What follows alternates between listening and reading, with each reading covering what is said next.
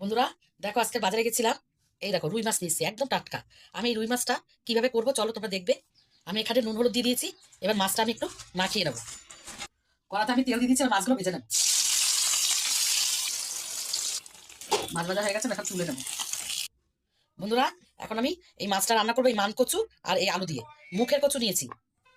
আমি ওই তেলের মধ্যে মান কচুটা ভেজে নেবো, লাল লাল করে ভেজে নেবো। কচুটা আমি ভেজে নিয়েছি, এখন তুলে নেবো।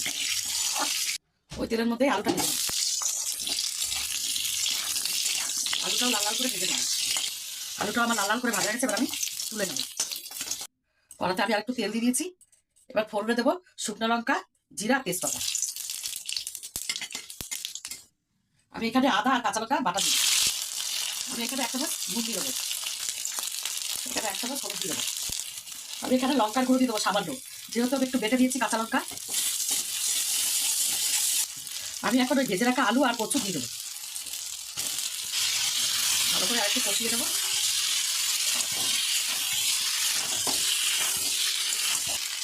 ভালো করে কষিয়ে দিয়েছি, এখন আমি পরিমাণ মতন জল দিয়ে দেবো।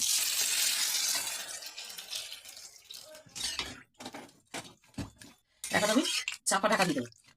বন্ধুরা, আমি মাছটায় মশলাটা দেওয়ার জন্য আমি এখানে মশলা ভেজে নিয়েছি। এখানে জিরে আছে, ধনে আছে, শুকনো লঙ্কা, তেজপাতা, এলাচ আর লবঙ্গ। আমি এখন এটা বেটে নেবো। আমি এখন এই ভেজে রাখা মশলাটা দিয়ে দেবো, বেটে রেখেছি। এখন আমি মাছগুলো দিয়ে দেবো।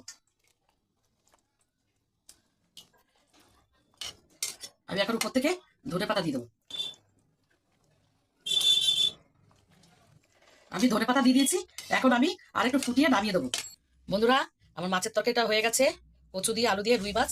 ভালো লাগলে একটা লাইক কমেন্ট শেয়ার করে দিও, আর তোমরা এরকম বাড়িতে করে খেও।